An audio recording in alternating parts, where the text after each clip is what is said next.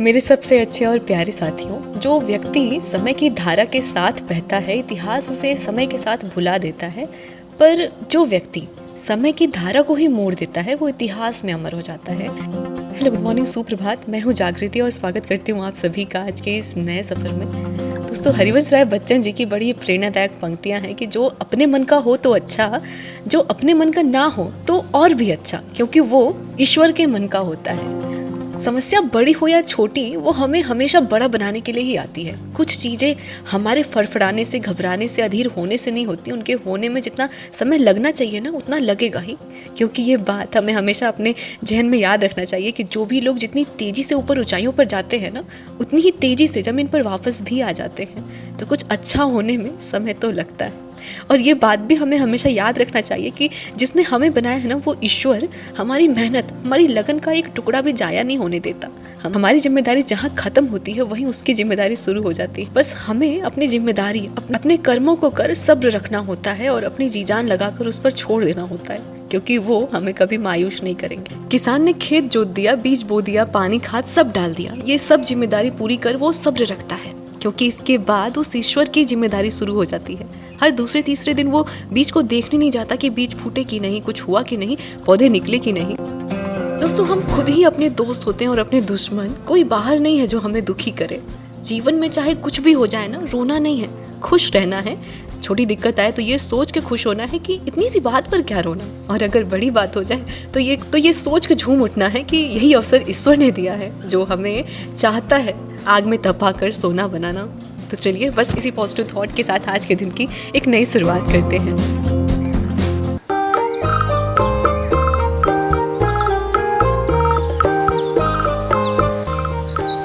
बड़ी खूबसूरत सुबह है आज की। चिड़ियों का चहचहाना, गुनगुनी सी धूप और साथ में हो रहा है हमारा ब्रश। बड़ों को प्रणाम, सादर चढ़ इस पर, छोटों को ढेर सारा बहुत सारा प्यार। आशा करती हूँ हमारा पूरा परिवार स्वस्थ है, खुश है, अपने आप से हर रोज जीत रहा है और पॉजिटिव है।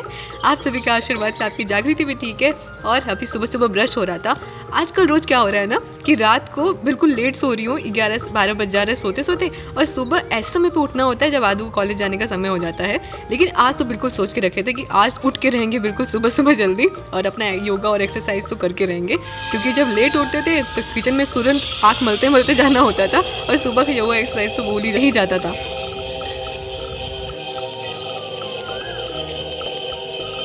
तो सबसे पहले तो अपना मेडिटेशन सद्गुरु वाला ओम का मेडिटेशन मुझे बहुत अच्छा लगता है। सद्गुरु के साथ ओम का मेडिटेशन करना, और कपालभाति, अनुलोम विलोम, थोड़ी सी ट्री पोज और थोड़ा बहुत कूद लिया हमने, और बस चल पड़े किचन में वापस से, क्योंकि हमारा तो इधर हो रहा था योगा। लेकिन आदू नहा करके आ चुकी थी, 6:15 6:30 लगभग हो चुके थे। 7 बजे उसे निकलना था, तो अभी बस जल्दी जल्दी हाथ चलाना है और फटाफट से लौकी की सब्जी और रोटी बनाना है, जो कि आदू को बहुत अच्छा लगता है।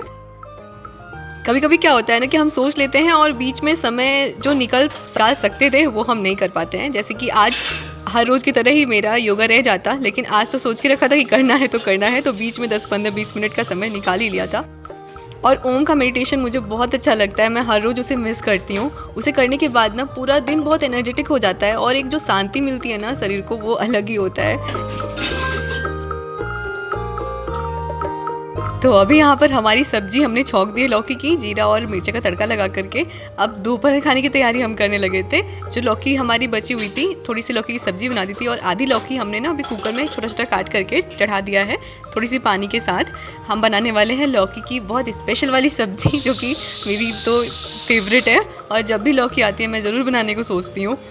1 से 2 सीटी हम कुकर में लगाएंगे। लौकी तो बहुत सॉफ्ट थी, तो वो आराम से बिल्कुल गल गई होगी, तो 2 सीटी हमने लगाई थी। और यहाँ पर अभी हम चले थे रोटी सेकने के लिए। चाहे अगले दिन की पढ़ाई का टाइम टेबल हो या फिर अगले दिन के खाने का टाइम टेबल हो, एक रात पहले ही मैं सब कुछ सोच के सोती हूँ, ताकि सुबह सुबह बिल्कुल भी हेक्टिक ना रहे सब कुछ। वरना सोचने में भी समय चला जाता है कि अब खाने में क्या बनाना है, और पहले से डिसाइड रहता है तो दिमाग भी उस तरह से काम करता है और फटाफट से सारे काम भी हो जाते हैं। और मैंने सब कुछ एक साथ लेकर के चलने को सोचती हूँ। नाश्ता खाना सब एक साथ साथ होता रहता है, बीच में खाली रहना अच्छा नहीं लगता है। ये सोचती हूँ कि जल्दी से जल्दी सारा काम खत्म हो जाए, ताकि यहाँ से फ्री होकर के अपनी पढ़ाई को फिर से समय दे पाऊँ। और यहाँ पर हम फ्राई करने जा रहे हैं अपना मसाला। मसाले में हमने लहसुन, प्याज, मिर्चा आदि और कुछ खड़े मसाले लिए थे। साथ में ऊपर से हम नॉर्मल मसाले डालेंगे, जैसे धनिया, गरम मसाला, इसे हमें बहुत अच्छे से भूजना है। इसमें ना हमने चावल, जो थोड़ा सा चावल भी हमने भिंगाया हुआ था सुबह, उसे भी हमने पीस करके लिया था मसाले के साथ साथ। ये सब्जी मैंने अपनी बड़ी मम्मी से सीखा है और मेरा ये फेवरेट सब्जी है। इसे हम लौकी का भरता भी बोल सकते हैं, चोखा भी बोल सकते हैं, और इसे कतरे वाली सब्जी वैसे बड़ी मम्मी कहा करती थी, क्योंकि लौकी का कतरा बनाते समय जैसे हम चावल पीस करके डालते हैं बेसन के घोल में कुछ मसाले के साथ, वैसे ही इसमें क्या करते हैं, हम मसाले के साथ चावल को पीसते हैं और उसे भून लेते हैं तेल में अच्छे से, और फिर उबली हुई लौकी को हम ऊपर से डाल देते हैं नमक के साथ में। बहुत टेस्टी लगता है ये खाने में, प्लेन चावल के साथ या रोटी के साथ। जब भी बड़ी मम्मी खाना बनाती थी तो मैं उनकी सब्जी ना जाके ऐसे सूंघ लेती थी, तो वो मुझे बंदर बुलाती थी। मैं ना कोई भी खाना बनता है ना तो सबसे पहले उसकी महक से जानने की कोशिश करती हूँ कि वो कितना टेस्टी बना है।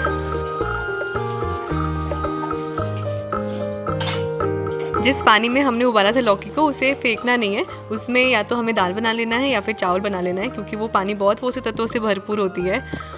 और लीजिए, नहाना भी हो गया था क्योंकि किचन के सारे काम खत्म हो गए थे, थोड़ी सी साफ सफाई थी वो भी कर ली, कपड़े धोने थे, धो के फैला दिए और सूखे कपड़े लेकर के अब हम आ चुके हैं नीचे। एक बड़ा सा काम खत्म हुआ, अब दूसरे काम की तैयारी यहाँ पर होने जा रही थी। अभी बजने वाले थे 10 लगभग। कभी कभी जब अगला दिन डिसाइड नहीं हो पाता कि कैसा रहने वाला है, तो अभी जब किचन से वापस आती हूँ ना, तो अब ये समय रहता है अगला टाइम टेबल बनाने का। लेकिन आज टाइम टेबल पहले से ही फिक्स था, तो ये रिलैक्स था और माइंड मैप बिल्कुल तैयार था कि शुरुआत कैसे करनी है और कितने कितने घंटे किस सब्जेक्ट को देना है। पिछले साल मार्च महीने में मैंने DSSB PRT के लिए हिमांशु मैम का बैच लिया हुआ था करियर विल पर, और अब बैच ख़त्म हो गया था, तो अब पूरा फोकस सेल्फ स्टडी पर है। बैच लेने के बाद भी मैंने ये महसूस किया कि बैच हम चाहे जितना भी ले लें, लेकिन सेल्फ स्टडी का कोई भी ऑप्शन नहीं होता है, और एग्ज़ाम क्लियर सेल्फ स्टडी से ही होने वाला है। अचीव करना बहुत पसंद है, और आज मुझे बहुत खुशी हो रही है कि मैंने जो काम अधूरा छोड़ दिया था कुछ महीने पहले, आज मैं उसे फिर से एक रीस्टार्ट कर रही हूँ। सबसे पहले आज मैं करने वाली हूँ अपनी इंग्लिश वोकैबुलरी। मेरे पास ये एग्जाम कार्ड का DSSB का प्रीवियस ईयर क्वेश्चन पेपर है, इसमें सारा टॉपिक वाइज दिया हुआ है, तो यहाँ से मैं अपने सिनोनिम्स एंटोनिम्स जितने भी वर्ड्स आज तक पूछे गए DSSB एग्जाम में, वो सारा कुछ इसमें दिया हुआ है। तो मैं पहले क्या करती थी ना कि मैं इन्हीं वर्ड्स को लिखती थी और उनके अलग अलग जितने भी वोकैब है वो तैयार करती थी, उनके एंटोनिम, उनके सिनोनिम्स। तो पहले मेरा टारगेट यही था कि मैं जो प्रीवियसली जो पूछे गए हैं एग्जाम में सिनोनिम एंटोनिम्स, जो भी वोकैब के सारे पार्ट, पहले उनको तैयार करते हैं, इसके बाद नए वोकैब जो इंपॉर्टेंट है एग्जाम के पॉइंट ऑफ व्यू से, वो तैयार करेंगे। तो आज का जो हमने वर्ड उठाया है वो है एंडोमेंट, जो कि प्रीवियसली पूछा गया है DSSB PRT 26/3/2022 का जो शिफ्ट था उसमें पूछा गया है। कोई भी सिनोनिम्स या एंटोनिम्स देखने के लिए मैं सबसे पहले जो वेबसाइट यूज़ करती हूँ वो है कॉलिंस डिक्शनरी या फिर कैम्ब्रिज डिक्शनरी। प्रीवियस ईयर में जितने भी क्वेश्चन पूछे गए हैं एंटोनिम सिनोनिम से, वोकैब से, तो मेरा ये टारगेट है अभी कि मैं पहले उन सभी वर्ड्स को पहले तैयार करूं, ऑप्शन में भी जो वर्ड्स हैं उनको भी तैयार करूं। तो जो वेबसाइट है मैं यूज़ करती हूँ कॉलिंस या फिर कैम्ब्रिज। यहाँ पर हमें पार्ट ऑफ स्पीच भी पता चल जाता है कि वो वर्ड कौन सा पार्ट ऑफ स्पीच है, साथ ही साथ वहाँ पर एंटोनिम सिनोनिम्स और उस वर्ड का डेफिनीशन, उसके कहाँ यूजेस हैं, एग्जाम्पल के साथ सब कुछ मिल जाता है। तो ऐसे क्या होता है कि हम आराम से उस वर्ड को अपने दिमाग में याद कर पाते हैं। वैसे सबसे अच्छा तरीका मुझे रूट वर्ड्स का लगता है वोकैब को तैयार करने का। मैंने बहुत सारे रूट वर्ड्स जो इंपॉर्टेंट है उनको मैंने यूट्यूब से ही तैयार किया हुआ था। ये कुछ इंपॉर्टेंट रूट वर्ड्स हैं जिनसे बनने वाले कुछ इंपॉर्टेंट वर्ड्स मैंने यहाँ पर लिखे हुए थे। ऐसे तो इंग्लिश के बहुत सारे वोकैब हैं, बहुत सारे वर्ड हैं, हम सब कुछ नहीं याद कर सकते हैं, लेकिन हमारे पास कुछ आइडियाज़ होते हैं जिनके बेसिस पर हम इन्हें तैयार कर सकते हैं। जैसे प्रीवियस ईयर पेपर, हमारे एग्ज़ाम में किस तरह के लेवल पर क्वेश्चन बनता है, और साथ में कुछ इंपॉर्टेंट वोकैब, कुछ रूट वर्ड्स। तो इन सब को ध्यान में रखते हुए हम अपने वोकैब को तैयार कर सकते हैं। और ये देखिए, अभी आदू आ गई थी कॉलेज से और इसने मुझे सरप्राइज़ दिया। ये फूल बनाई थी मेरे लिए कागज़ का। आप सभी लोग पूछ रहे थे कि बेसिक से यदि मैथ शुरू करना हो तो हमें कहाँ से शुरू करना चाहिए।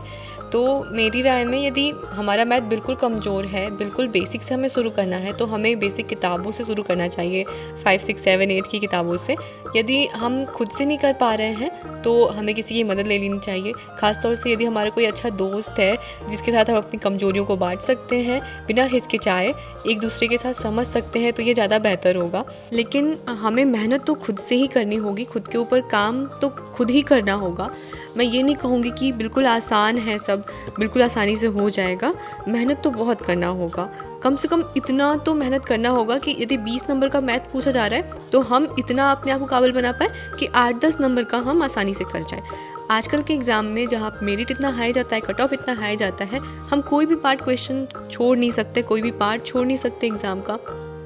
सारा में हमें एवरेज तो हमें होना ही चाहिए, और यदि हमारा कोई एकदम ही वीक पॉइंट है तो हमें और अलग अलग जो पॉइंट है ना, जो एग्ज़ाम में जो सब्जेक्ट पूछे जाते हैं, हमें उनको अपना बेस्ट करना है कि वो भरपाई जो है वो वहाँ की वहाँ से हो जाए। तो मैथ में यदि हमें लगता है कि बहुत दिक्कत है तो हमें मैथ का कम से कम इतना कि यदि 20-30 नंबर पूछा जा रहा है तो हम 10-12 नंबर का कर जाएं। मैथ के सारे टॉपिक बहुत हार्ड नहीं है, कुछ टॉपिक बहुत आसान है जो कि हम आसानी से समझ अगर एक बना लें अच्छी तो हम आसानी से कर जा सकते हैं। जैसे यदि बात करें हमारे टीचिंग एग्जाम्स की तो कुछ प्रश्न ऐसे बनते हैं जो कि बेसिक नियमों पर आधारित होते हैं। तो यदि हमें सच में बहुत दिक्कत है तो हम सिर्फ उतने काबिल बन सकते हैं, उतने पोर्शन तैयार कर सकते हैं जो कि बेसिक नियमों पर आधारित है, जो उनसे प्रश्न बनते हैं, ताकि हमारा 8-10 नंबर आ जाए और हमारा इतने में काम बन जाए। और मैं भी कम खुलचारी नहीं हूँ। आदू ने मुझे कागज़ के फूल दिए तो वो सो रही थी तो मैंने उसके गाल पे फूल बना डाला और उसकी नींद भी खुल गई थी। शाम हो रही थी धीरे धीरे तो मैं छत पर आ गई थी अपनी CDP के नोट्स के लेकर के उसको रिवाइज़ करने के लिए। और फिर 6:30 पौने 7 हो रहे थे तो अब खाना बनाने का समय हो रहा था, तो बस यहाँ पर चल दी है सवारी खाना बनाने के लिए। आज ना मेरा बहुत चटक खाने का मन कर रहा था तो मैंने सोचा आज आलू और टमाटर की मस्त वाली सब्जी बनेगी और साथ में गर्मा गर्म पूरियाँ मसाले वाली। पढ़ाई के बाद मुझे दूसरा यही काम करना बहुत अच्छा लगता है और मेरा पूरा मन एकदम फ्रेश हो जाता है। एक अच्छी खासी पढ़ाई के बाद हमारे मनोरंजन का साधन यही रहता है। शाम को वैसे तो इतना समय नहीं मिल पाता है पढ़ाई का, बीच में यदि कुछ समय मिला तो पढ़ लेते हैं, नहीं तो फिर इन सभी कामों में ही समय चला जाता है और फिर सो जाते हैं ताकि सुबह जल्दी से उठा जाए। लेकिन कभी कभी क्या होता है कि जब नींद नहीं आती है तो फिर इन सभी कामों के बाद जब नीचे आ जाते हैं तो उस समय की थोड़ी बहुत जो पढ़ाई होती है। तो अभी बस सब्जी मैंने छौंक दी थी, पूरियाँ तो मम्मी छानने वाली हैं, क्योंकि यदि मैं पूरियाँ छानने लगती हूँ तो फिर मेरा खाने का बिल्कुल मन नहीं करता है, बनाने में पूरा मन भर जाता है। सब्जी छौंकी थी, हो रही थी, नीचे आ गई थी मैं थोड़ी रीजनिंग की पढ़ाई के लिए। मुझे रीजनिंग के थोड़े PYQ सॉल्व करने थे। दूध भी थोड़ा सा लेट आया था तो हमें खीर भी बनानी थी पापा के लिए खास तौर से, क्योंकि पूरी सब्जी जब बनती है तो पापा को खीर चाहिए ही होता है, उनको बिना खीर का नहीं अच्छा लगता है, आधा अधूरा लगता है उनको थाली। बाकी चलिए अपने आज के सफ़र को भी बस इन कुछ बातों के साथ यहीं पर समाप्त करते हैं। मिलते हैं अगली वीडियो व्लॉग में कुछ नई बातों के साथ, एक और नए सफ़र के साथ। तब तक के लिए अपना बहुत सारा ख्याल रखिएगा, हमेशा पॉजिटिव बने रहिएगा। मिलते हैं अगली वीडियो व्लॉग में।